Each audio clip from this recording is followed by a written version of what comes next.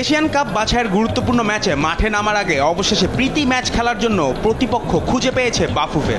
এর আগে আফ্রিকার দেশ সুদান সহ বেশ কয়েকটি দেশকে ম্যাচ খেলার প্রস্তাব দিয়েছিল তারা, তবে সেই প্রস্তাবে সাড়া দেয়নি কোনো দেশ। সবশেষ ভুটানের দ্বারস্থ হয় বাংলাদেশ ফুটবলের নিয়ন্ত্রক সংস্থা।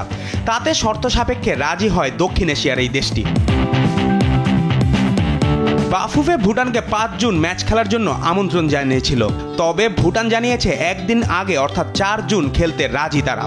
তাদের এমন প্রস্তাব মেনে নেওয়া ছাড়া কিছুই করার ছিল না বাফুফের। আর এই ম্যাচ দিয়ে আবারও ফুটবলে ফিরতে যাচ্ছে ঢাকার জাতীয় স্টেডিয়াম। 2020 সালের নভেম্বরে নেপালের বিপক্ষে এই মাঠে সবশেষ ম্যাচ খেলেছিল বাংলাদেশ। এরপর সংস্কার কাজ শুরু হয়, এখানে বন্ধ হয়ে যায় খেলা।